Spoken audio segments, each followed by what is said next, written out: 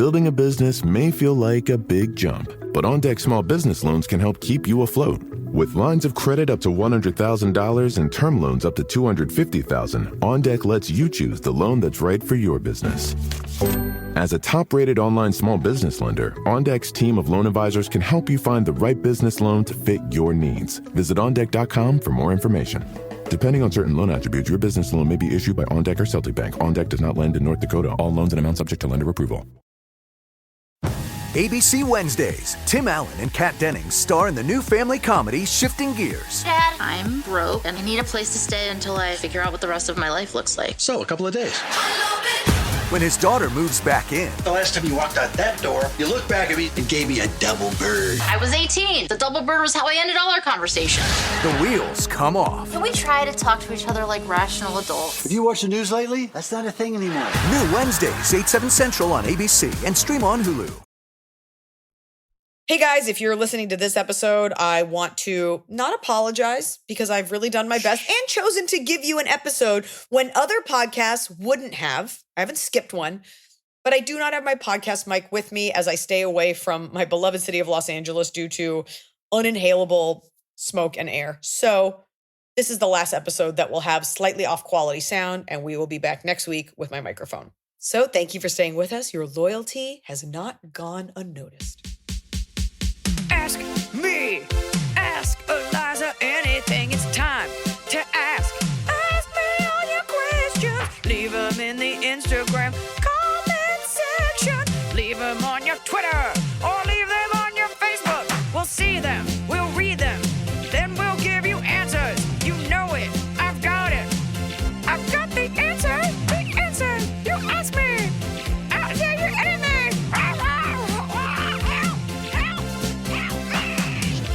I just want to, here on Inauguration Day, which I don't know if I have actually any energy to weigh in on what sides of the political spectrum I agree with.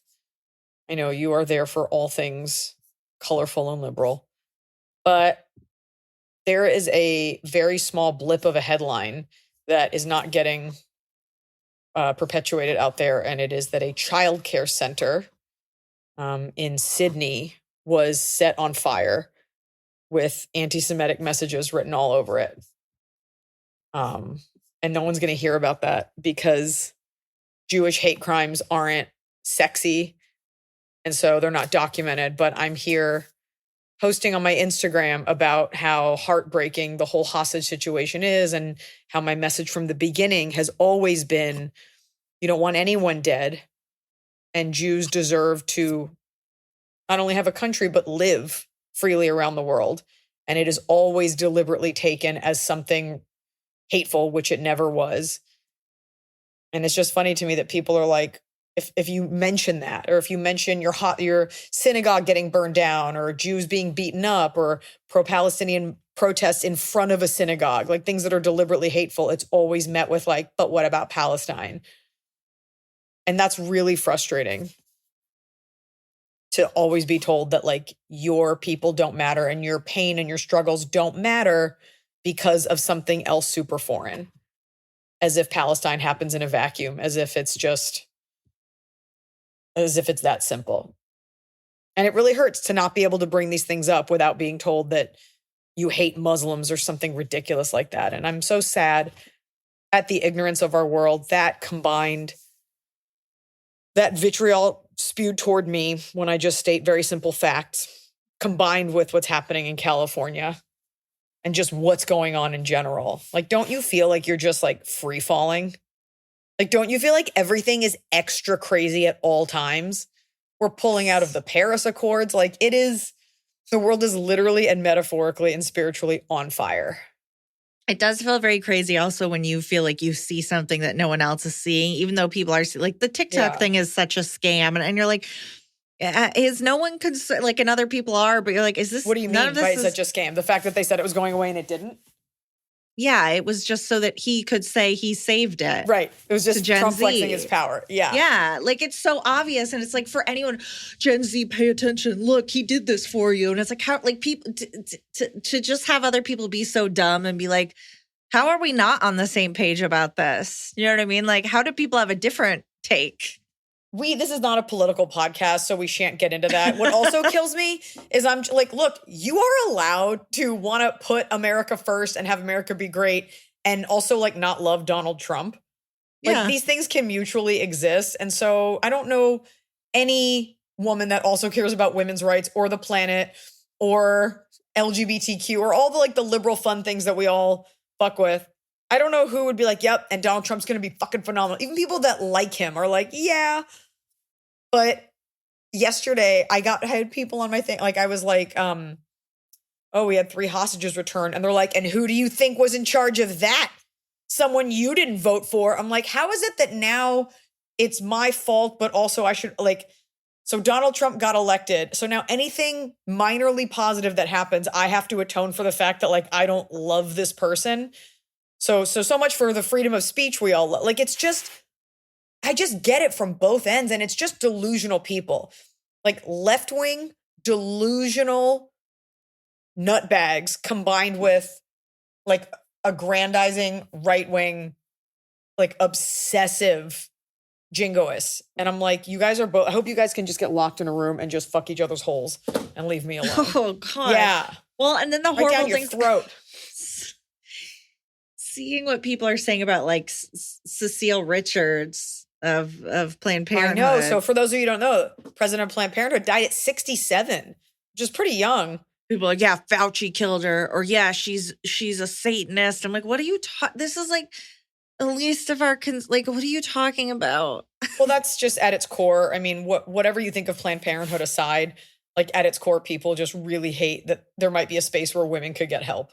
Like they really don't like that.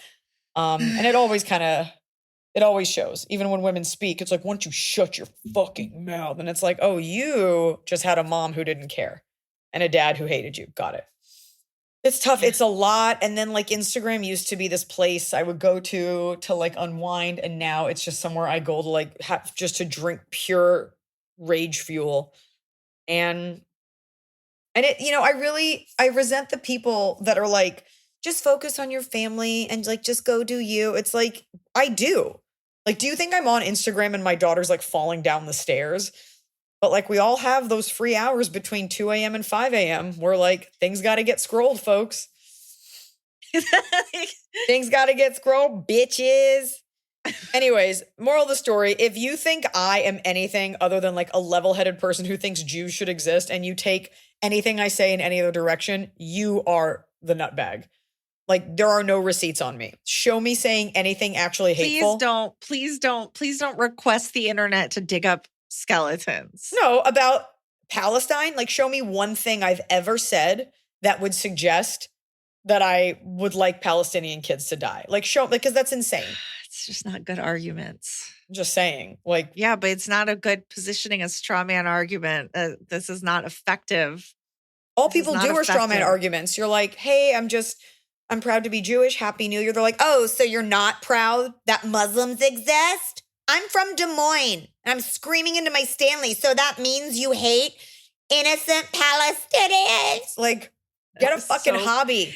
How did you make your voice so piercing with that? It sounded as though you were screaming into a Stanley. It is the voice I use anytime I imitate a girl who is stupid and is like indignant.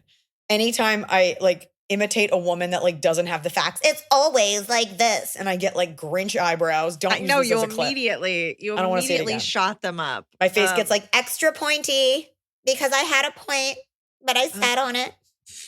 Men just threaten to rape you. Women start to they try to like get intellectual with you, like, actually, sweetie. And I'm like, I know on Real Housewives that's how people argue, but in the real world, it's fully insane to call someone sweetie. It really is. But I still really want to go on Real Housewives and just be like a friend of. I want to go to some of the. I want to go to a lunch and be sitting there with a plate of pasta in the middle of Beverly Hills, just like cutting my bread. As you're eating bread and pasta in Beverly Hills. They'll already know you're a mole. There's no way. I've begged the women to go with me to the Cheesecake Factory. We've gotten some of that brown bread.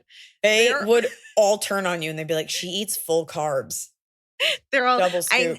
Have you seen this thing where like women in that world especially will be like, well, I have full fat Coke. I'm like, cool brag. I do it every day. I do it every day, ladies. Please make that the clip. By the way, for what it's worth. Wouldn't that be fun TV? Imagine Real House of Beverly Hills, but I'm at the end of the table as well. And now I'm just like, Jennifer Tilly, do you want to talk about Seed of Chucky? And everyone's just like, shut the fuck up. Their fillers just melting out of their faces as they look at you and they're like, what is this? What is this gargoyle that's been let into our like expensive dinner on Laguna Beach? I have a stain on my sleeve of my sweater and I'm just Hey, like, ladies. where are we going after this? Does anyone want to come see my cats? No, you would immediately cozy up to like the gayest vibe one and you'd be like, how can I help you fluff your bustle? Like you would get in there. No, you know who you are? Trick is? What? Who? Do you remember R.I.P. because she was so beautiful, Anna Nicole Smith? Yeah. Do you remember Kimmy? Is that her friend? It wasn't her friend. It was her assistant who had a similar, very pale skin tone to you. Yeah. She did have an upper arm tattoo that was very colorful, which you don't have, but I'm sure would get. And she was her like ride or die, like assistant turned friend, maybe turned paramour in some sort of like Valium stupor. But like, you know, she'd be like, Kimmy, like she needed her. And I've always felt like I'm the Anna and you're the Kimmy. I mean, in the best way. That's what here would be my, you know what I could do? I could walk up. There's a table of 8 Real Housewives of Beverly Hills. I'd be like, anyone need help logging back into their Apple TVs? Oh, well, hey, ladies. Hey, ladies. Would you sit with the chair backward like the way AC Slater does it? Was that how you And a backwards baseball cap. What up, homegirls? You guys need to log in. How many HDMI cables you got at home?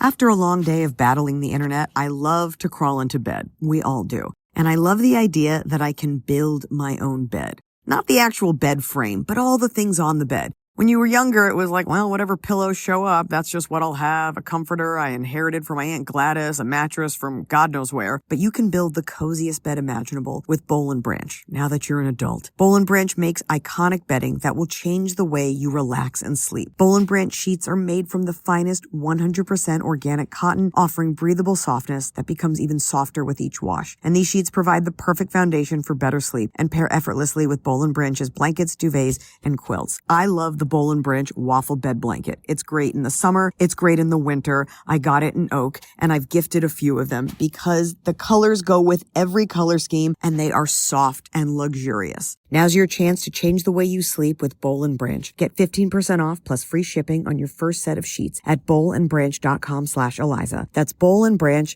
BOLLAND branch.com/Iliza to save 15%. Exclusions apply. See site for details. The world of fitness can be intimidating. You look online, everybody looks perfect, everybody has ideas about fitness, and you kind of don't know where to start or where to start over. Well, now you can renew your dedication to your health and wellness by tackling the reset on Alo Moves, a curated weekly program of Pilates, strength, and step goals to kickstart your fitness and wellness this year. So whether you're a complete beginner or you just want to step up your routine, Alo Moves gives you the full studio experience at home or wherever you are. Inspired by the 3-2-8 method, the reset from Alo Moves is designed to help you reset your mind, body, and spirit. I like Alo Moves because, like I said, it's not just yoga. It's Pilates. It's strength training. There's also meditation. They even have bar classes. I tried their classical Pilates flow class. It was a quick, 24-minute class. I felt great afterward, and it's totally portable. You can do it off your phone wherever you are. Start your 2025 off right with the Reset by Alo Moves. Get access to your weekly program with Pilates, strength, step goals, and tons of other on-demand classes for only $99 with a 30-day free trial. Go to alomoves.com and use code ELIZA30 to start today. That's ALOmoves.com, code ELIZA30. This is a limited time offer that ends January 31st. It's that time of year. Time to treat yourself to a little something without spending a fortune. With Quince. All Quince items are priced 50 to 80% less than similar brands because they partner directly with top factories and cut out the costs of the middlemen, passing on the savings to you. And you can pass it on to your loved ones or to yourself, whoever you're buying that gift for. And of course, Quince uses premium fabrics and finishes for that luxury feel in every piece. We're talking Mongolian cashmere sweaters from $50. I got one in black and I got one in burgundy, and they go with everything. And the best part is it's cashmere. So if you treat it right, it will last a long time. I gift Quince all the time because I love the idea of gifting something of quality, something luxurious, and not spending a ton of money. Quality can come at an affordable price with Quince.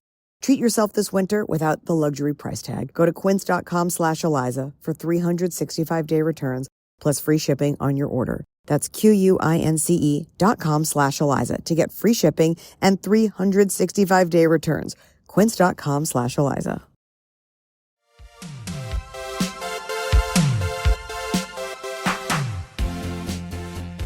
Let me ask you a question, Emily, unrelated to this, just in terms of you and I understanding each other. Did you listen to rap growing up in Atlanta at all? Like even hip hop or rap on the radio? Yeah. Probably too young for this. Do you remember a band called PM Dawn? No. It's a group. I shouldn't say band. That was so white. Yeah, and they had 3 songs that were famous, and one of them was like, I'm gonna play it for you. Do you ever just like, you're living your life and then a song comes on because you are outside of a major city and their radio is like 15 years behind? Yeah.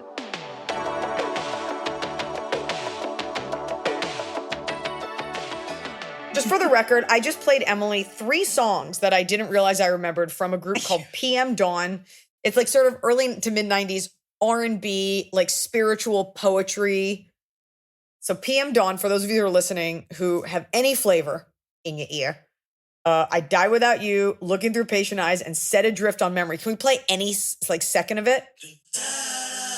If you are a true elder millennial, like that might send you. And Noah and I went out the other night to like grab food, and I don't know how that song came on the radio. I turned it up and I was like paralyzed by like a nostalgic memory coma. And Noah's just like talking about like carne asada and grilling techniques. And I am just transported to like the early 90s, sitting in the back of my mom's Maxima, like feeling random feelings about a song that is definitely meant to describe like this grown man's relationship with a woman. And I'm just like, this is what Kiss FM plays. Anyway, I don't know if you ever had that where like a song gets you and you're like, oh my God, I forgot I knew it. And no one talks about PM Dawn, and they should. Yeah, not PM Dawn, but there are definitely a lot of those songs. I feel like I really came up when it was like, now that's what I call music. Like, so you'd hear the same. Oh yeah, I wonder if that's songs. on here. So those songs, like there's that one, I remember being picked up in my mom's car from middle school and me and my friends singing that song, like, I'll be your. Oh, Savage Garden. Yes. Oh, that. yeah.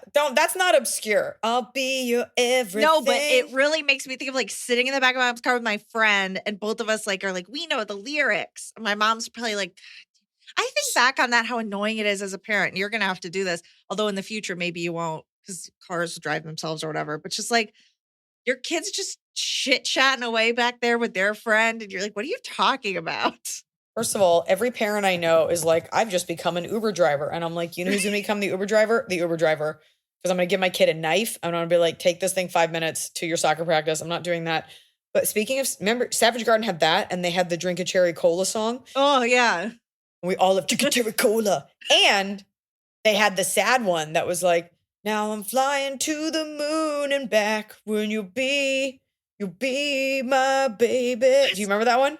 No. Father love too much and mother never keeps in touch, but to the moon and back. Very complex emotions.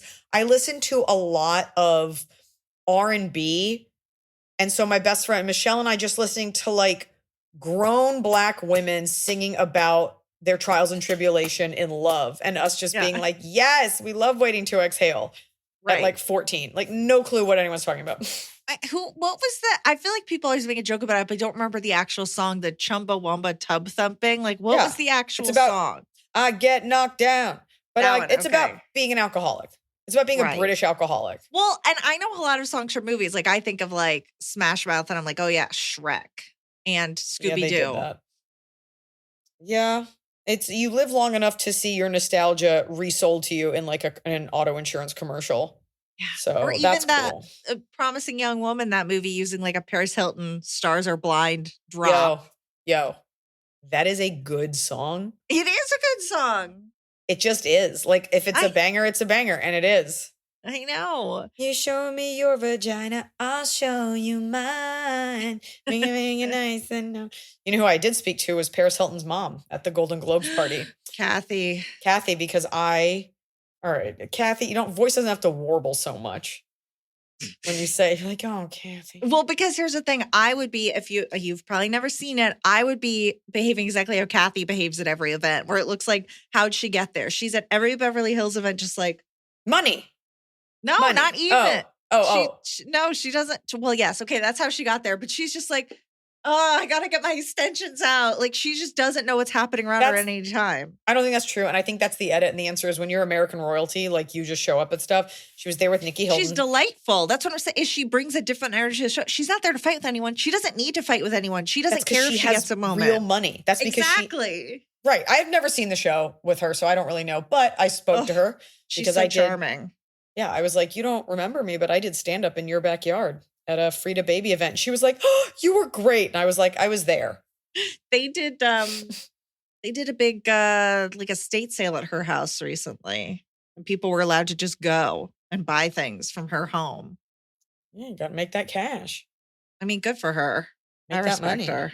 Sure. And I respect Paris. She was very lovely to me, very cordial. Let's So just show. Well, all this is to say, with the craziness, with everything that is happening, like I think no matter who you are feeling like deeply torn apart by something. Whether you agree or disagree with me sociopolitically, whatever, our climate, local climate, politics, your fears about your family, like everything just feels crazy. Unless you're one of the lunatics at the inauguration, like in full red, white, and blue face paint, then I think you're just sitting pretty and you kind of don't care. But for the most part, regular people, I think we're all just kind of like free falling. Yeah. Well, can we talk about, we're not going to talk about politics, but can we talk about Roseanne's rap? No, because I didn't listen to it. And I think that it's a very normal journey when you feel shunned by a group. Like liberals have zero tolerance. Like, yes, she said something racist for sure. Like that's fucked up. But like, you don't get second chances. Like liberals are waiting for you. Like I say liberals, I'm like very far left, are waiting for you to make a mistake so they can put their private parts over your face and fully absorb your soul. And the right, like conservatives will take anyone. And so that's why people drift over there, because you're allowed to like fuck up or be a little awful. And they're like, great, we'll take you. And so that's what happens. That's what happened with her. Right? Quite the. I didn't listen to it, so I have no real, but I did see her extensions, like her braids. And I was like, at least she gave it a shot. It doesn't look bad. No, but it is very funny to me that one of the lines is like, they trying to turn Becky into Dan is something and it's like, how old is that? Like, that's what we're still like that. We're still obsessed with Gen Z is like, we're not Becky into Dan. Like this trans thing mixed with like a reference from 40 years ago is just so funny to me. Well, she should, regardless of your fucked up political messaging, as a comic, you should be embarrassed to do a hacky joke. Like that should be the worst part, is that you made a bad trans joke. But like, I'm sorry, we're too far down the rabbit hole of the world imploding to care about gender reassignment surgery. Like pick something else. Like that's so tired. Also, yeah, isn't Becky the aunt? Becky and Dan are father and daughter. It doesn't even make sense. Get it together. Oh God. And referencing your own work, like that's even sadder. It really is just, it's so happy. Because you know, if you're like somebody that's watching that's excited for that news and she goes, trying to turn Becky into Dan, pat, you're like, yeah, she said it. She said Dan. Remember? And she referenced her own work. So cool. All right. Well, that happens too. Okay. As comics get older, like you kind of lose it. And that's why you got to stay sharp. Being rebuffed from society, rejected from society, you're going to lose your sharpness. That's why when comics move out of big cities, I'm like, you're going to lose your edge. Got to keep up. Maybe she wrote a rap that was for like Outcasts, and they were like, no, this shit's too cheesy. And she's like, oh, fuck, I guess I got to go with a conservative rapper. Outcast. Yeah, I don't know. You were talking about Atlanta earlier. I was trying to think of cool things I know. Very cool. Very timely. Childish Gambino. That's a person. That's a stage name. Let's get into it, because like I said, the crazier we feel, the more I always have to come back to the work, come back to the breath of the podcast and how work? Yeah, I mean, this is 22 minutes of us just gabbing. So maybe we'll give you a little bit more, but we really want to, we're here to take you away into the problems, the minutia, the life-shattering issues of others with a show we call Ask Iliza Anything. You didn't know what I was going to say. You were looking at me like, what are we calling it? I never know.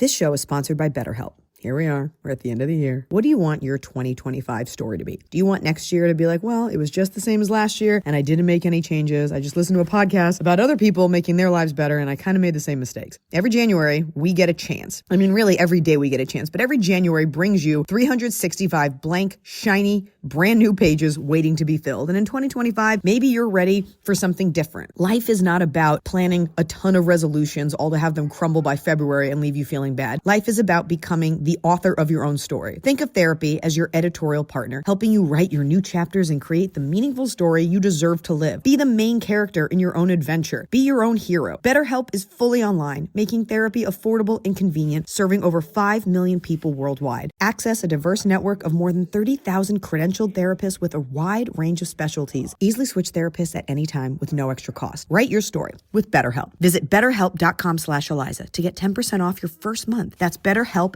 HELP.com/Eliza. ABC Wednesdays. Tim Allen and Kat Dennings star in the new family comedy Shifting Gears. Dad, I'm broke and I need a place to stay until I figure out what the rest of my life looks like. So, a couple of days. When his daughter moves back in, The last time you walked out that door, you looked back at me and gave me a double bird. I was 18. The double bird was how I ended all our conversations. the wheels come off. Can we try to talk to each other like rational adults? Have you watched the news lately? That's not a thing anymore. New Wednesdays, 8, 7 Central on ABC and stream on Hulu.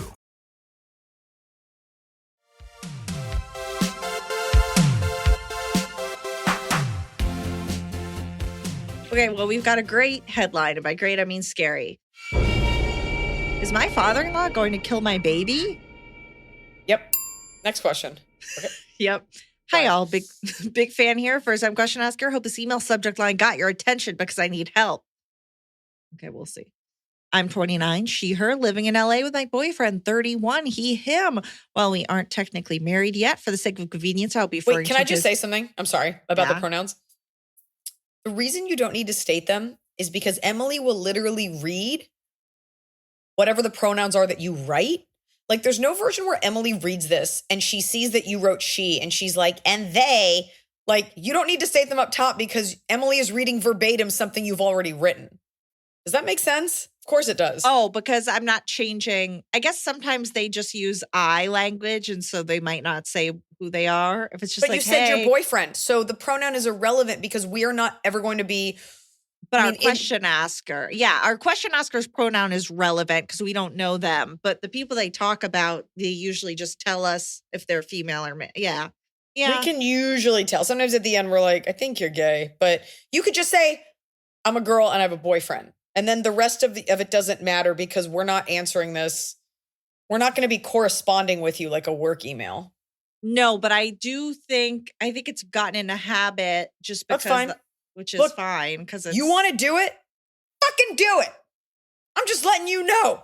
Emily's just reading it. There's no interpretation here. I am scared if someone doesn't say their pronouns and their name is like Sam, and I'm like, oh, shit. Can I tell you what? I can always tell. I don't know if you've ever usually keep tabs. Yeah. I speak lesbian. I can tell when a woman is writing versus a man. I can just tell. And then occasionally a straight man. Sometimes a straight man, and that throws us all off. But then we're like, oh, he made it here. So glad. All right. Okay, so we got woman 29, boyfriend 31. Well, they didn't say that they were a woman, so that's wrong of you to assume. She just said her pronouns were she, her, but she didn't say she was a woman. So you are canceled. Right, Roseanne. I'm going to do a rap about that. Yeah. Well, we aren't technically married yet. For the sake of convenience, I'll be referring to his mom and stepdad heretofore as my in-laws. Okay.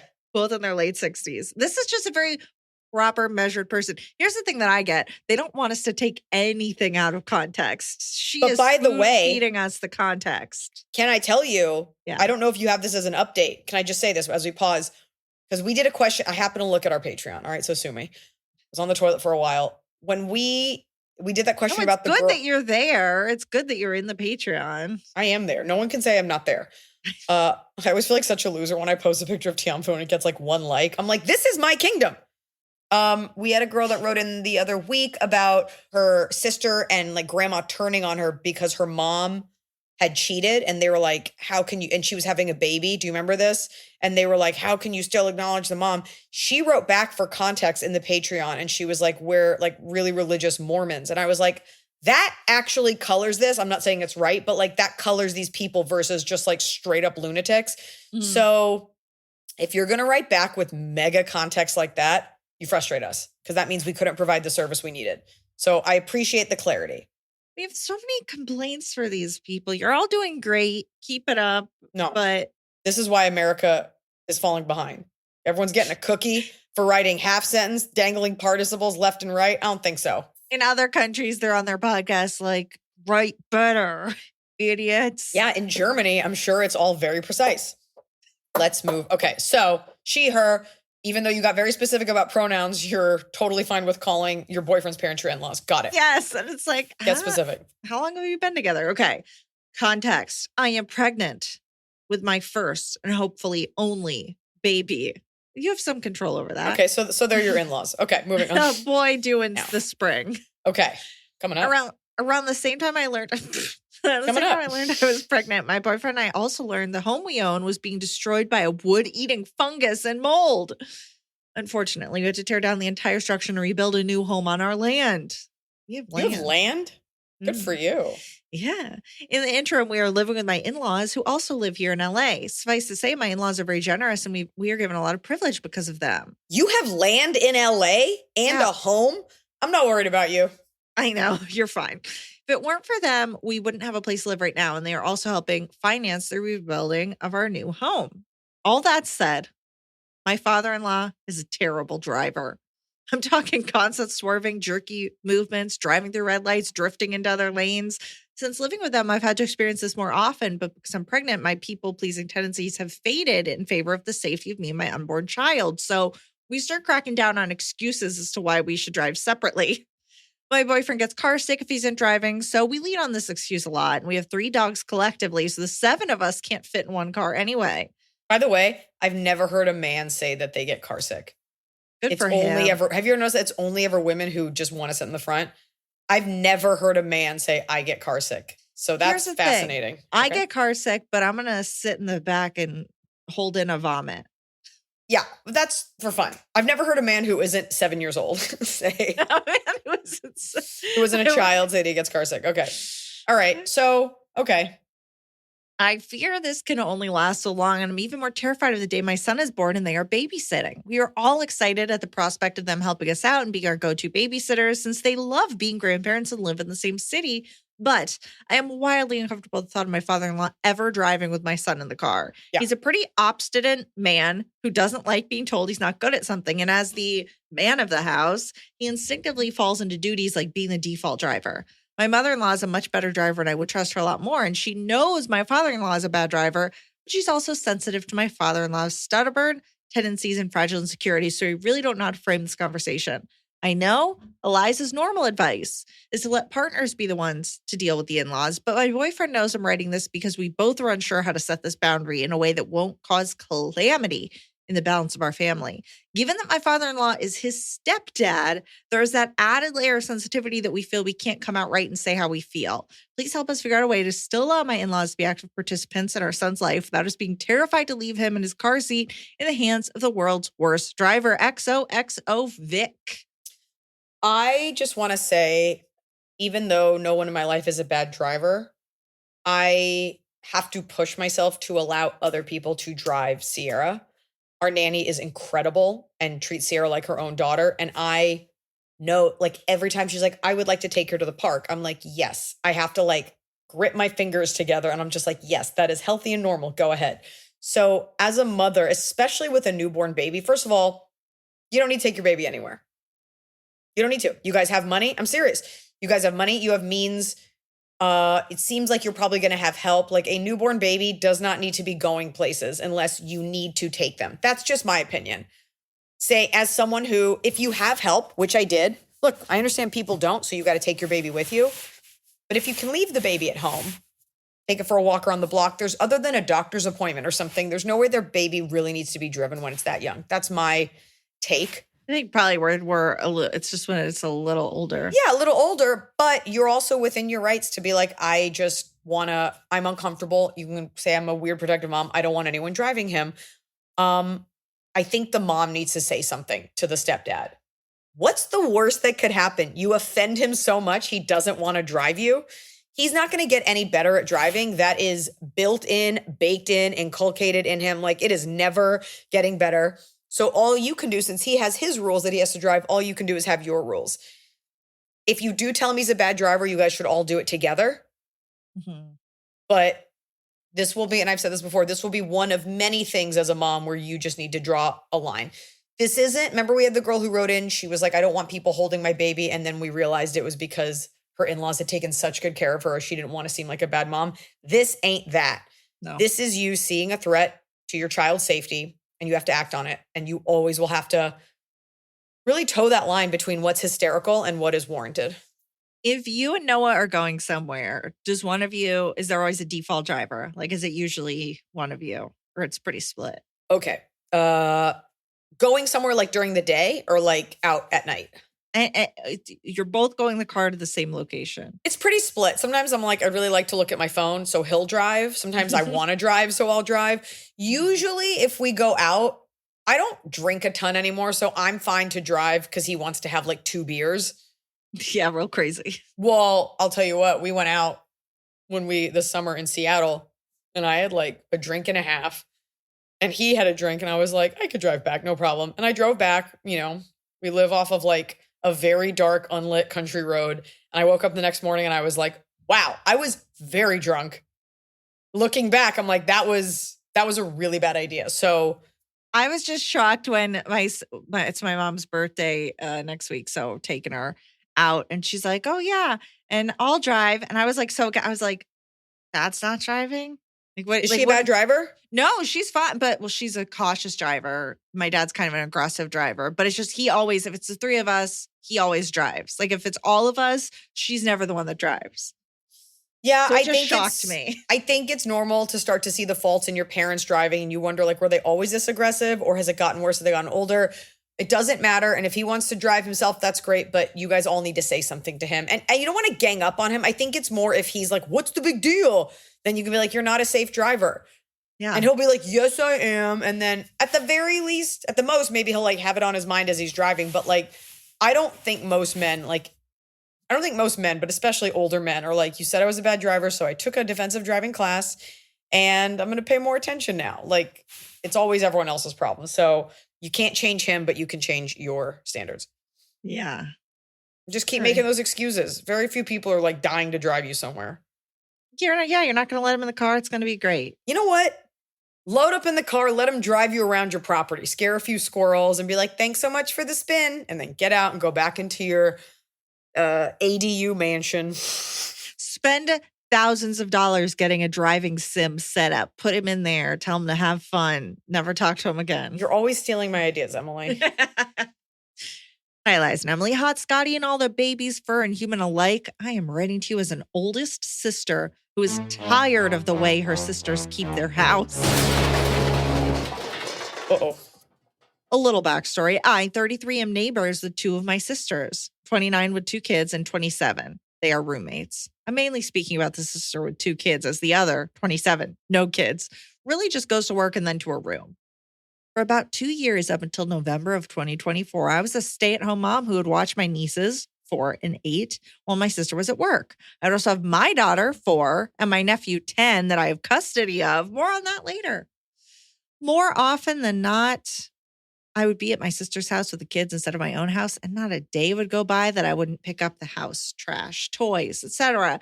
Wasn't a big deal because my sister would pay me about $600 a month, cheapest childcare around, to watch her girls. I pick up the house because I can't stand to sit there in the mess. The days that I come back to their house after my sister having a day or 2 off work are the worst. Trash left out from the last meal, crumbs on the floor, toys strewn about. There is always trash to be taken out. I'm usually the one who gets the kids to clean their room. I'm not saying my house is spick and span, but I do try to keep it tidied. As of November, I started working for the first time in 4 years. Now my sister watches my daughter during the day while I'm at work. And when I get off work, I have all 4 kids while she works in the evenings. Jeez. The 10 and 8-year-old are in school most of the day while she has the 2 younger girls. Still, every day I'm there, I pick up the house. It's exhausting and frustrating working all day and then coming home to a house that's not mine and cleaning it. Granted, I don't do the dishes or bathroom while I'm there unless I'm even more overstimulated, but still. And by the way, she's not paying me anymore. Only money for groceries about twice a month, as I also cook dinner for both houses almost every night. And I haven't been paying her to watch my daughter, as we haven't figured that part out yet. Now, for a way backstory, when I was about 8 or 9, my sisters and I went into foster care for a short time, then to live with family, and then eventually back with our parents. Part of the reason was because the house was in a state of neglect. Oh no, your sister has the same mental illness that your parents had. Fast forward to 2021, my other sister loses custody of her kids. This is how my nephew comes to live with me. And guess why? Partly because of the state of their house. Oof. My family has seemingly never been able to keep a clean house. My sister's house isn't to the stage yet, but it probably would be if I wasn't there to pick it up. I don't understand why this cycle continues and why I'm the only one who can't stand to sit around in a mess.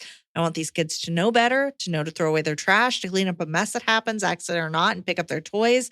I don't want my daughter thinking this is acceptable. How do I confront my sister about this? They know I'm frustrated, but I don't know how to get some sense in their heads to pick up their damn house. Sincerely, an oldest sister who's over it. This is tough because this ventures into like clinical psychology territory. Because when you said that, I immediately thought hoarding, but whatever.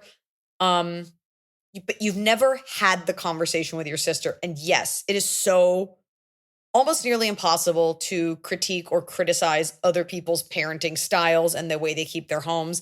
But this also involves your daughter's health. The issue for your daughter is less the messiness of their house, because what your mom is seeing is you cleaning up. She's seeing you telling everyone to pick up their rooms. My father-in-law says that 90% of parenting is what you do, not what you say.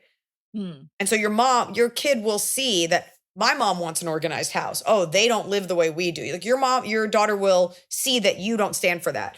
That's like, I mean, yeah, we get influenced by our friends and stuff, but like growing up, I had a friend whose house was filthy and went over all the time. But all it made me want to do was like clean up my room a little bit more when I got home. Yeah. You need to have a very serious heart-to-heart with your sister coming from a place of, this is a generational trauma issue, and I want to help make sure that it stops here. Because I don't buy that your sister is like, oh, I didn't even notice the trash. There's a version that she's so overwhelmed. And Lord knows when we get off work, like the last thing you want to do is clean. But that's also part of being a parent. Your sister may not have like the mental faculties to deal with it, but at the very least you could be heard and say to her, I don't want to what happened to mom and dad or mom to happen here. And I'm seeing it. Maybe you can pay that 27-year-old to help clean. Maybe you can say, it's like something that we all have to do together. You're like, but I'm seeing this happen. And as your sister, I want to help you, but I also have to let you know that I'm seeing it. I doubt she'll be receptive to it, but what if she is? What if she, like people who go nose blind to like cat feces, is like, we've had people write in about that, is like, I didn't realize it had gotten that bad. I also do think it's very clear that the family history with this has very much affected our letter writer. So there could be a slight element where our letter writer is overreacting, like is maybe extra upset by what's happening. Now I'm not saying, now look, it sounds like a problem, but I think like it's they're under worrying and you're over worrying, and we need to meet in the middle of, they probably need some sort of professional help because it's very clearly genetic. I mean, it doesn't sound like she has the time to get that help, but you could also say to your sister, like, we're both doing what we can to pitch in, and I'm so grateful that you watch my daughter, but do you think I should be coming home from work and cleaning your house? What she's going to say is, I didn't ask you to do that. And then you'd be like, if she gets defensive, you'd be like, okay, then I can't do this anymore. Or just have all the kids to your house, truthfully. Yeah, and then and then put them to work cleaning your house. I feel like as they get a little older, it will be easier to have them at your house and they won't need to be at their place because they could just bring their current toy or whatever over. But seriously, ask your sister, be like, do you deliberately leave the garbage for me? Like, do you deliberately leave this? And by the way, you could even say to her, if this gets like a little contentious, like, do you even notice that I clean, that I'm always trying to make your house nice? I would love it if you helped me. I don't expect you to become Mary Poppins overnight. You could say, like, I found roaches, like I found all these things that scare me because I don't want us to become our parents. And I bet you that will hit her. But you definitely need to say something, because you just cleaning it over and over either kind of goes unnoticed or, no pun intended, gets swept under the rug is like, oh, that's just what my sister does. And it's not what you do because you also work. You're helping each other. So talk to her. You don't have to be mean about it, but we've given you the tools. If she wants to get snippy, you can snip right back. Or say you're going to take all her kids too. Or say, I'm not going to take your kids. Let the state decide. No, don't threaten with that. No. But you guys sound like a tightly knit, all-female family, and I think you can at least address this because that will rattle around in her head. Your neighbors, you've made the choice to live together. You clearly are close. Okay, those are all the options. Hey, Iliza, Emily, Hot Scotty, and all of your fur friends and human companions. Hit it, Hot Scotty. Hot Scotty number one. Number one, Hot Scotty. Hot Scotty number two. Number two, Hot Scotty. Hello. I am 31 female with a 33 male partner who I adore and adores me. And yes, I am in fact going back to school for my master's at a Southern Ivy League school. There's no Ivy Leagues in the South. There's not. Ivy lookalike, maybe. Like Vanderbilt, but no. I'm just saying. As someone who got into none. You're very concerned about the sanctity. Just saying. My close friend of 20 years, Mark, 30 male, met a woman, Lori, 22 F, female, through work in August 2024. Within a few months, they got engaged and are now planning on having their wedding in March of this year. I've expressed some of my concerns to him already about how quick this relationship has developed, but told him that no matter what happens, I'll be here for him. That being said, I can't shake my gut feeling that him rushing into this marriage is a huge mistake. His last major relationship with Sandy, 30 female, took a big toll on him. They met in college and dated for 6 years, but were incompatible. He now wants a more traditional Christian life with children, and she was free-spirited, non-religious, and didn't want kids. And these differences in values led to a lot of issues. I feel like he is overcompensating for the time he lost, in quotes, in his relationship with Sandy by jumping headfirst into this relationship with Lori in the hopes that he can finally start his life and family. Because frankly, I can't even recall him saying he knows that Lori is the right person for him, just that he wants to move forward. They're not planning on living together until after they get married. Same goes for having sex, which I know may work for some people, but I'm worried that because he doesn't believe in divorce, he may end up in a marriage that doesn't work for him because he's jumping into that level of commitment without even really knowing this woman. I genuinely want him to have the life he wants, but I think he's doing himself a disservice by committing to someone so soon after meeting them. His family has also expressed concerns about the rate at which they're moving their relationship, but I don't think anyone is getting through to him. Furthermore, I'm not even sure why they're planning a wedding so soon, considering myself, and I'm sure others won't be able to attend on such short notice. It's all just confusing and concerning to me. I could use your advice on how to proceed. Should I be super direct? Should I also tell him it sucks that I can't even attend because it was so quickly planned? Or is that too selfish to bring up? I'm at a loss what to do, and he's one of my close friends. Thank you. Yeah, I now need to go back to see when is this wedding. It's in March, and I'll tell you what, it's probably because she's pregnant. Yeah. While they were not sleeping together, she got pregnant. Let's say that's not it, even though everybody, like people are driving their semis right now, like she's pregnant. We know it. There's nothing you can do, and here's why. This is what he wants. That's why he's marrying a 22-year-old woman, because he wants this, and this is not a bad thing or a good thing. It's not a life I would partake in. He wants this patriarchal, Christian, biblically steeped life. And that's great that he wants that. And he doesn't need his soulmate. Plenty of people get married super early and that's their soulmate and they build something and it's wonderful. He doesn't care. She ticks enough boxes and he's so anxious to get on with it. He doesn't need academic compatibility, intellectual compatibility. He doesn't need that from his spouse. What he needs is a wife who will have his children and cook and clean and listen to him. And he's been very clear about that. And it may not be the life that you want, and it may not be the life any of your friends would want, but this is the kind of guy that he is, and this is what he wants. I don't know what about white male Christians makes you think that they don't always get exactly what they want in like shaping their kingdom here on earth, but like, this is what he wants. And by the way, if he wants a divorce, he'll get one. I'm surprised that this is a surprise. Like that our question asker is like, what should I do? I can't believe this guy's making this bad decision. This doesn't seem like the kind of guy where this is the first bad decision he's made. It might be ignorant and he might be hurt. He doesn't strike me as like a deep person. He might be hurt from that relationship and he feels like he needs to make up time and he wants to get on with it. He doesn't care.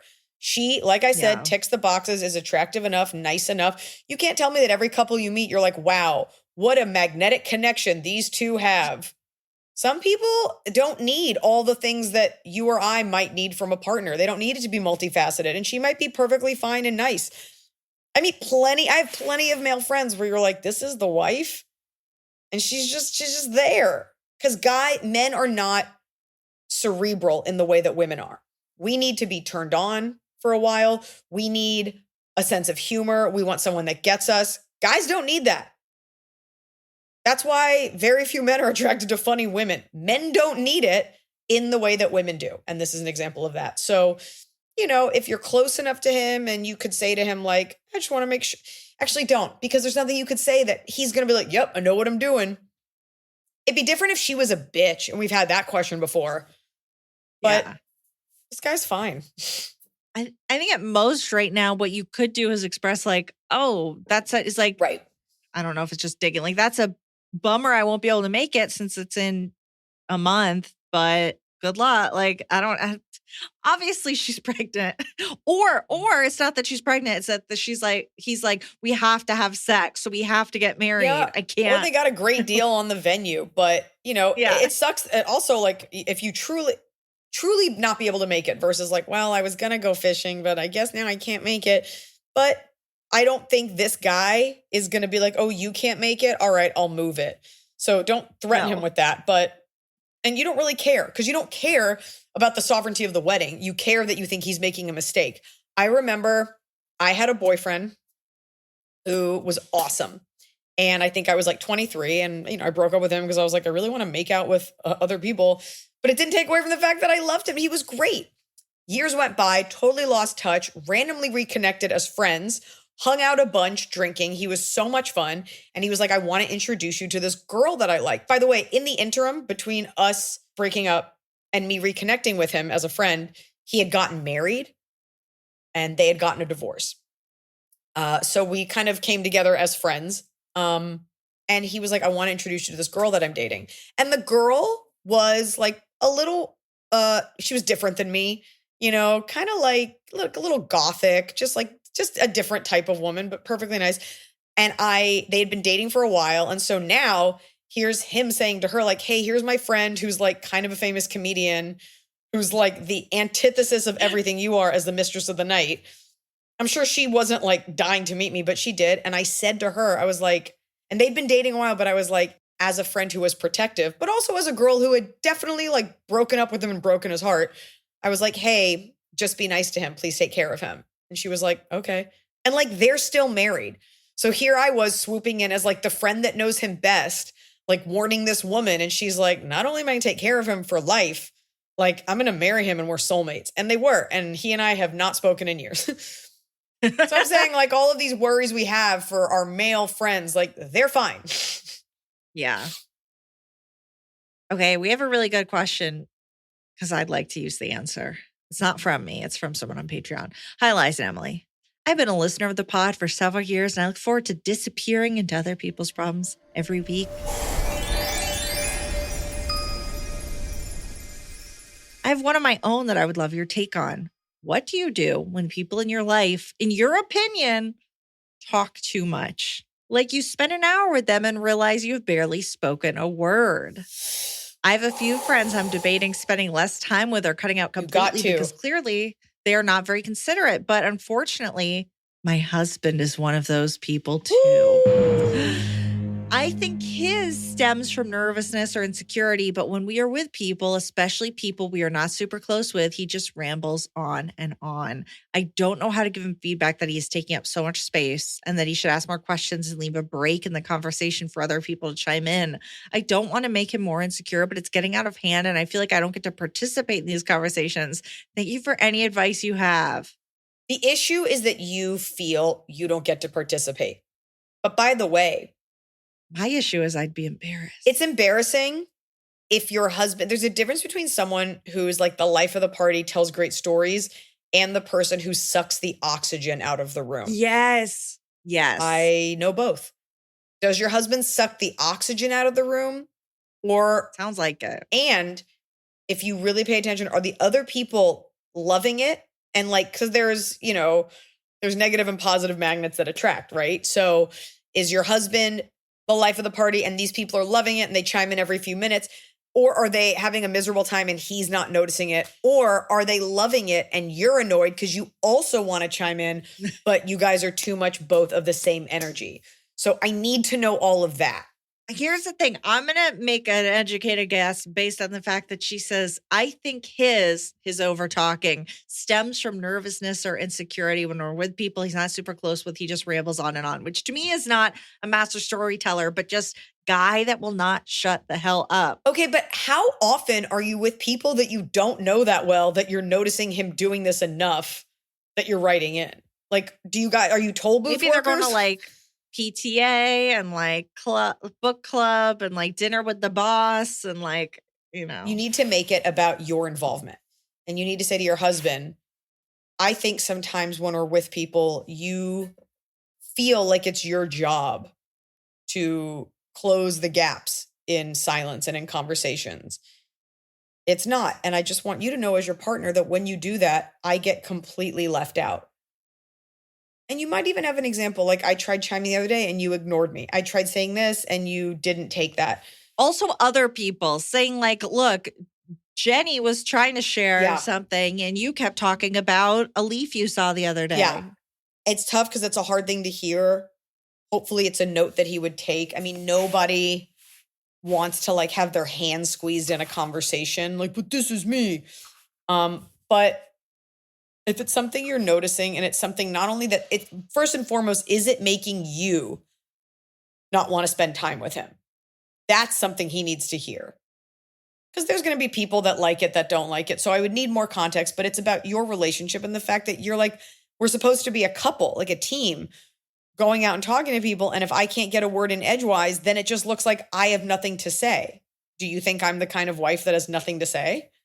Because you don't want to be competing, because I guarantee the man almost always wins and you don't want to be competing for that energy. And it tires people out. I'm wondering if you're always meeting new people because the people you know are like canceling plans because they don't want to listen to Rob chatter away at 90 miles an hour.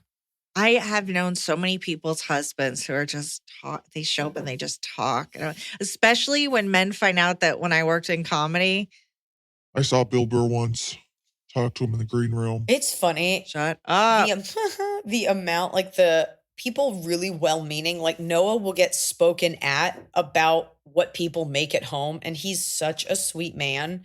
And he would like die. He will die when he hears that I'm saying this. But someone will be like, oh, you're a chef? I do a marinara. And he's like, awesome. Like, and I feel that way about a lot of comedy conversations. You're just like, yep, they're great. Not me. That's not a ticket you bought. Oh, so where can I see your stuff? I'm like, you can't. It's private. I gotta go. I'm gonna run home and send you my website. Yeah. ASAP. So write back to us. We'd like to know a little bit more, but at the very least, he needs to hear that he's making you feel unparticipatory. And I think here, we're at about 56 minutes, but I do think we should do one more. Well, the first minute of the recording you're looking at was just silence. So people listening to the file, it's in the 53 to 56. In the 53, I think people are owed another little dollop. Okay. Little dabble do ya. Okay. This email subject line. I got laid off. Boo. That's it. I was laid off yesterday from my neurosurgery job after only 6 months. I am sad because when I was looking for a position about 6 months ago, I was offered a few other jobs, but I accepted neurosurgery because it seemed interesting. What were the other options? What are you? Librarian. Yeah, like ice cream maker. Cashier or neurosurgeon. I think what happened is that the surgeon who owns his own practice had a physician assistant until the beginning of last summer. After that person quit, the neurosurgeon had to start doing all the things of a PA or nurse practitioner. So these are prescription refills, answering patient questions, seeing pre-op and post-op, writing tedious notes, and he wanted to just do surgery. However, there were several weeks where he would have 0 surgeries, so all the office staff was getting nervous because they still have to be paid, salaries still have to be paid. Anyway, I started looking for other positions because I kind of felt like the ship is sinking. So when he came into my office with a severance check, I was not completely surprised, but I was very sad. It was a fun job and he was a nice guy. I think he was just in denial that he would start booking more surgeries again.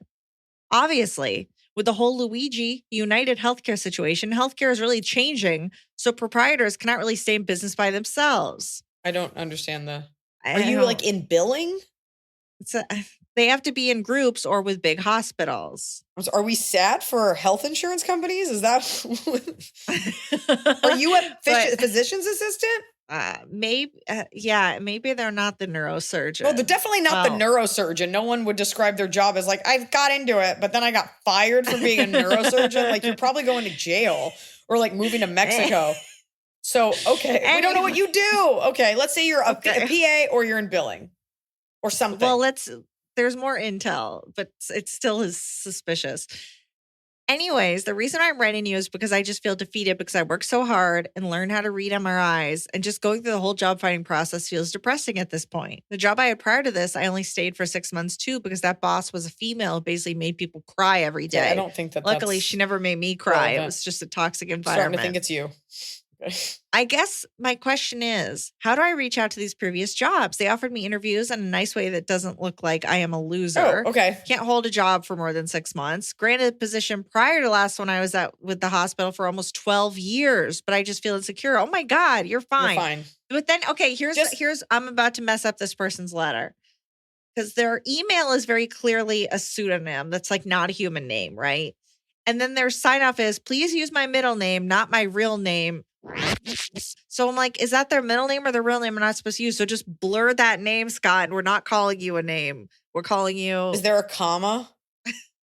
No. Because the comma is the first name. And if there's no comma, it's the middle name. No? Okay. No, I'm just not saying it. I'm scared. We'll just so call I'm them sorry. S. I don't want to out you. All right, we'll just call them S. Okay, we'll call them S.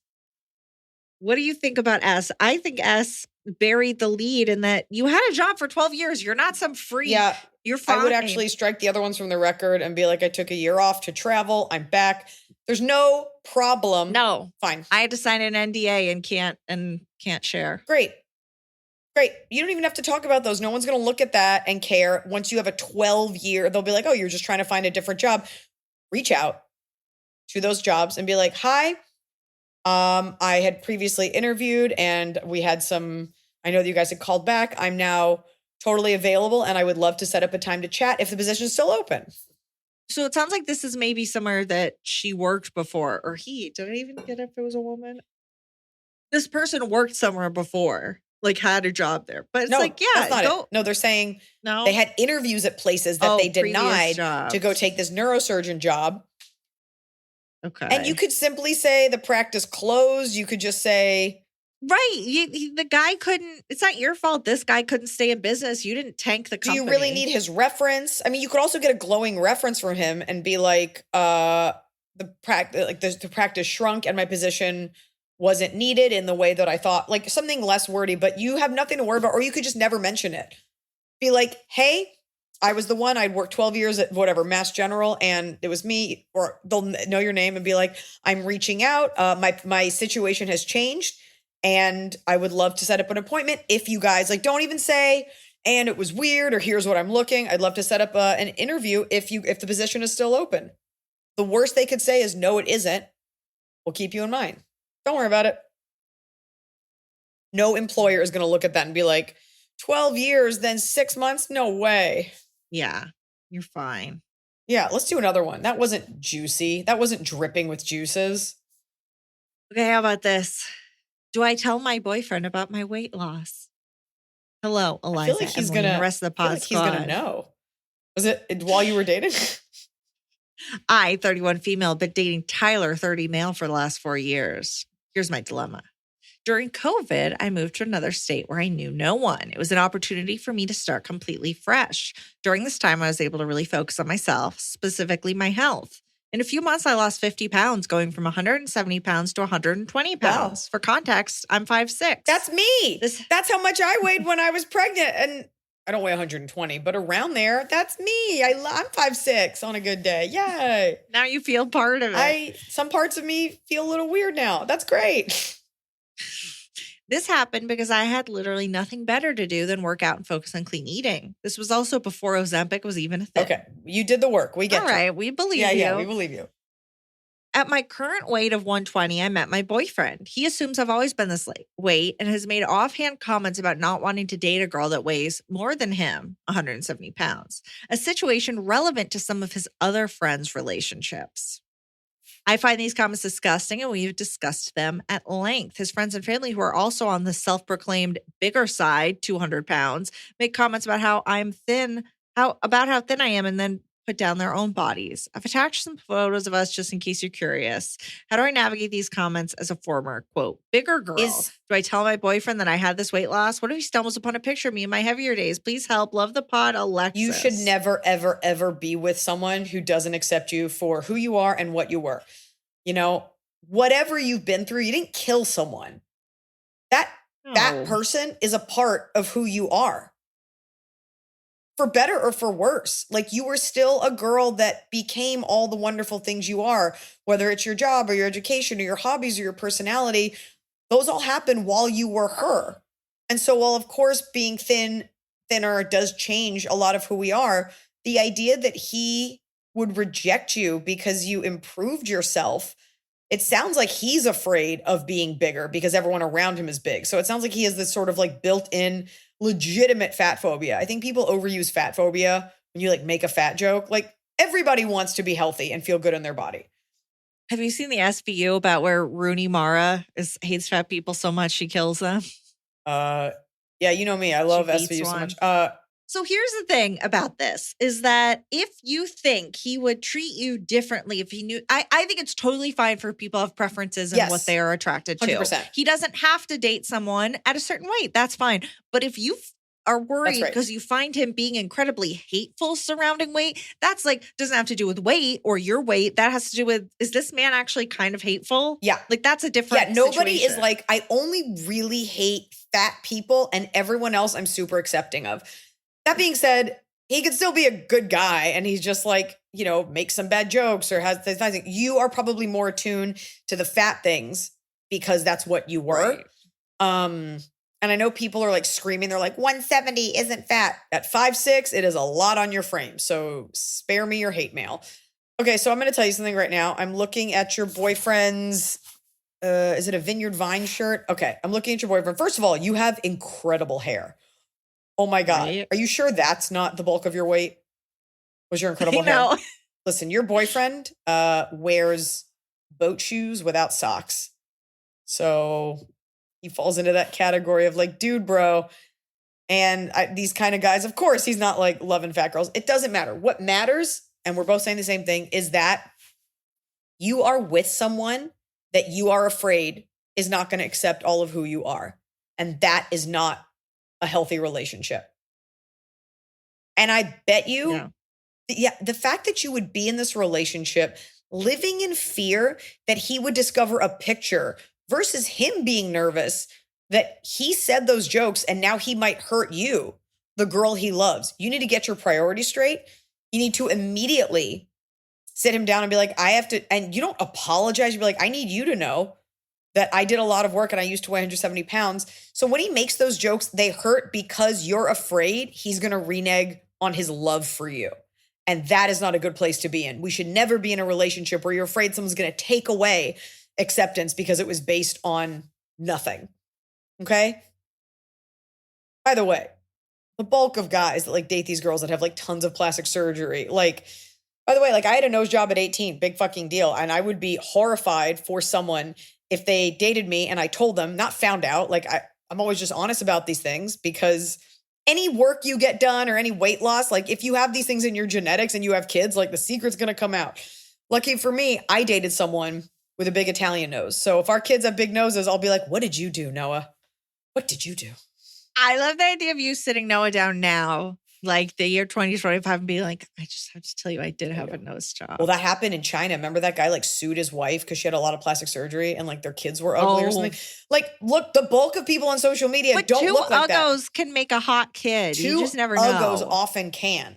Like if you look at models, usually like they're a little weird looking without makeup on. And both their parents, especially if they're from like the middle of the country, not to be mean to the middle of the country or the South or wherever. And then people are like, this is where it comes out. I hate the Midwest. The point is, when you tell him this and you tell him not as like a gotcha, I used to be fat, you tell him like, and so when you say those things, it makes me feel bad. And by the way, it's okay if he wasn't attracted to you at that way. Plenty of women date men who they wouldn't have been attracted to had they not made money or had not gotten hair plugs or if the girl didn't get her lip injection, like whatever. The face and heart wants what it wants. Your bigger issue is living in fear of the person you love taking away their love. And you need to look at that. But congratulations on your hair. It's so beautiful. So beautiful. All right, time for cobs. Taste the top with a cob. You're doing it right every day. You just take a bite, top of the cob. Starting with the bottom. Okay. I'll do fan. Hey, Emily and Eliza, my bottom of the cob is the salespeople at kiosks in the mall. I can already hear Eliza say, wait, people still go to malls? They always identify the most vulnerable people walking past and drag them over to sell some unnecessary bullshit item. And they never take no for an answer. They have the same structured sales pitch to try to convince you at least 3 separate times that you somehow need that item, decreasing the price each time. I'm sorry, if you get a nearly $400 item down to just under $100, it was never worth more than $100 in the first place. There you go.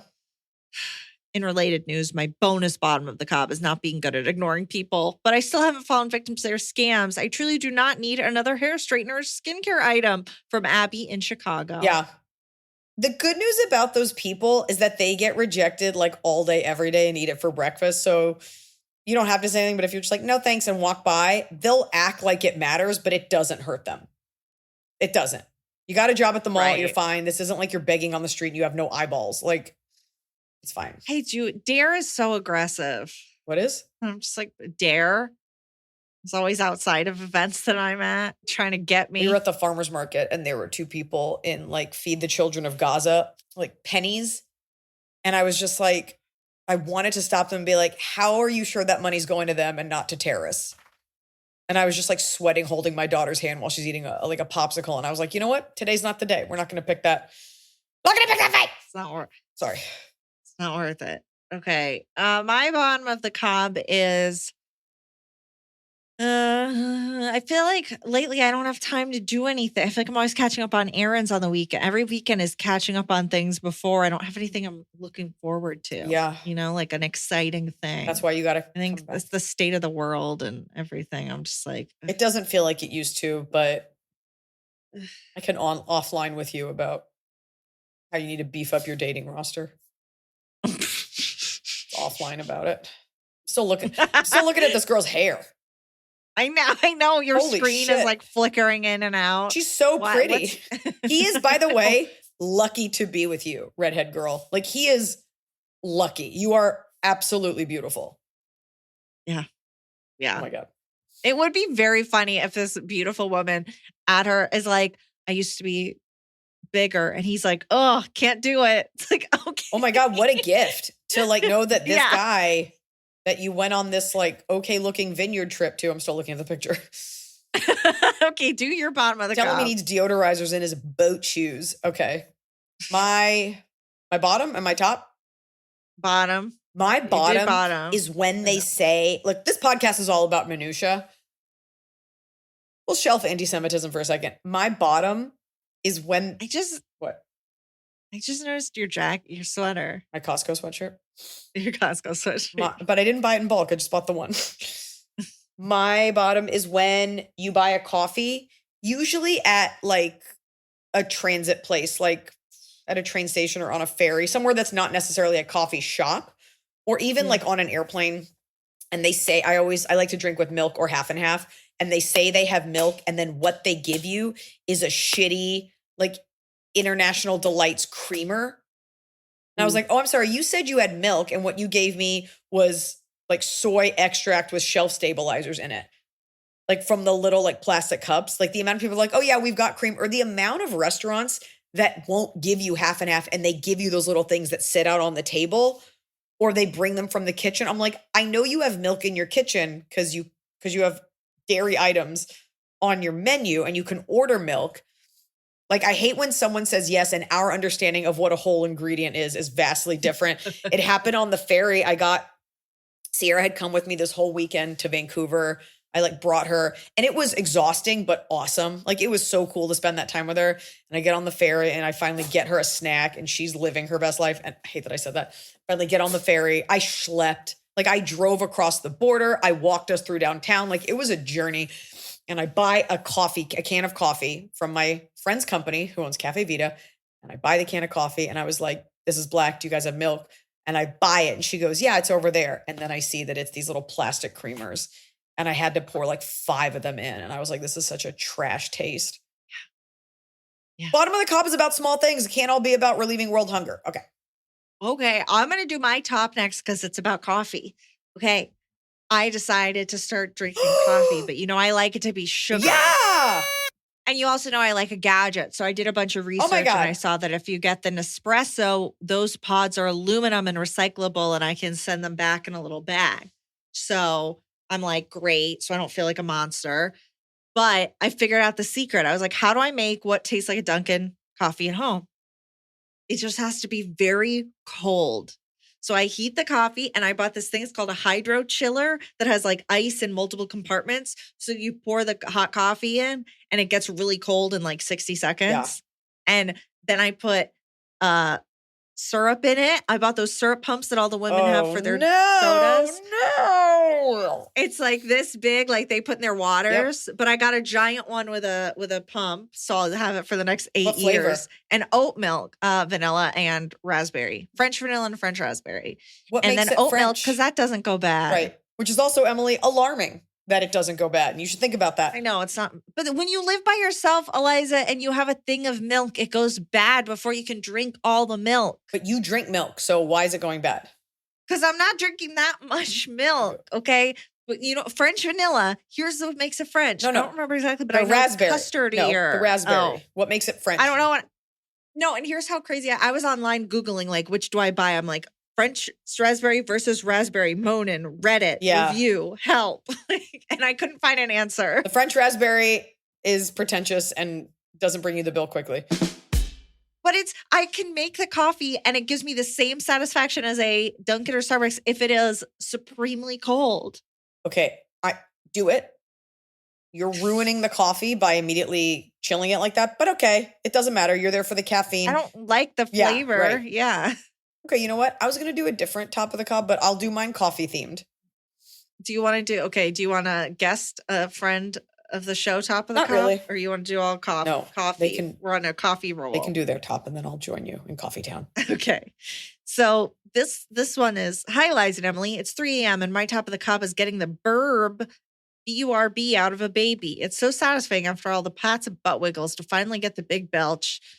First of all, my sweet 1-month-old daughter letting out a belch worthy of a grown man is objectively funny. Second, I can see the relief of getting that pesky gas bubble out and I can put her back to sleep knowing she's comfy. Same goes for Toots. Baby Toots might be the funniest part of being a new mom. We joke that she has my husband's butthole because her farts are so loud. Sometimes I have to ask who did that. By the way, Pod has been great for keeping me awake during these late night feedings. Thanks for the laughs, Megan. Megan, I love that and I will validate that. Not only the burp, because it marks the end of you having to hold them so you could put them down, but the feeling of knowing your kid peed or pooped, like before we leave, like knowing that they're empty or that they've been fed, like knowing that you can tick off big things from your list is so satisfying. Even for my dog, like knowing she already walked, I don't have to go back out. Like knowing that bodily functions have been performed and you're like, good. My top. On the coffee note, I follow this account that most of the world is obsessed with espresso, and I find that upsetting because I don't love espresso. It's too much. But I follow this Australian account that always does unique coffees. They'll be like, peanut butter and coffee. What's that about? And they'll pull their shot and then they'll make it through peanut butter or through chocolate or whatever. And they did a coffee drink the other day that was called like a coconut coffee cloud. And it's basically like you make your cream top like an Einspänner. So it's like, what is it? 1 part whipping cream, 2 parts milk or something with like a little micro frother, which is your next step, Emily, is getting one of those handheld micro frothers for milk. Yeah. And then they're like, do that, a little bit of vanilla extract, and then pour in your coffee. But they poured in an espresso shot. So they're calling it coffee, which is misleading. But you froth that all together and then it forms a cloud and you plop it on top of a glass of coconut water. and I did use up some of Myrna's coconut water. Ugh. I took a sip. I didn't use vanilla extract, and I couldn't get it to cloud up. But it has given me something to focus on. This is my second day attempting to make it, and it was not great. So I will try. I think I'm going to have Noah help me. And I just know it's going to be great. I just got to nail it. Coconut water, it disgusts me. It's great. It's great. You're wrong, and it's great. But welcome to the coffee club. Welcome to the fun morning coffee club. May I suggest blending a banana with milk and adding it to your coffee, your iced coffee? Then does my coffee taste like a banana? It's just like a little sweet, but it's good for you. I mean, look, it's no French raspberry. It's no raspberry beret. Well, I just sent you a picture. Let me see. That looks incredible. And Emily, I need you to post that to Patreon. That is exactly what a coffee drink should look like. Although the fact that your oat milk sank to the bottom should. I put the milk. I put put the milk first, and then the syrups, and then I put the coffee in, and then after this picture, I mix up all the layers into one layer. Folks, you got to go to Patreon for the hot visuals, and you got to come see me. I will be in and around LA for the next month, just running some spots, trying to find some places to do new material, and then you can come see me at KeyBank State in Cleveland on February 21st, and you can come see me on my birthday, February 22nd, at the Benedum Center for the Performing Arts in Pittsburgh. And then you cannot see me in Miami at a corporate gig, but I will be out and about. Tickets at iliza.com/tour for all the dates, and my special is coming out soon, so we will drop next year's tour in there with that at the same time. A lot going down. It's actually not that much, and I actually don't post it. Someone else does, but should we have a sign off? Like, until then, be kind to each other. Ew. But more importantly, be kind to me, because I'm a good person.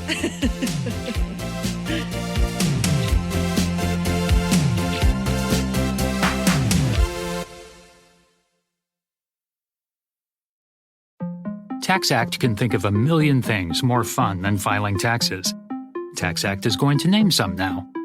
Sitting in traffic. Folding a fitted bedsheet.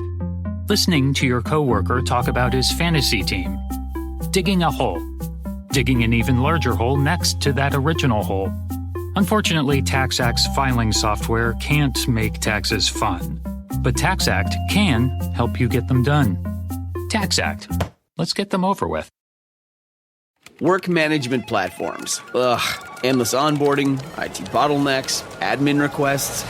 But what if things were different? We found love in an open space. Monday.com is different. No lengthy onboarding. Beautiful reports in minutes. Custom workflows you can build on your own. Easy to use prompt-free AI. Huh. Turns out you can love a work management platform.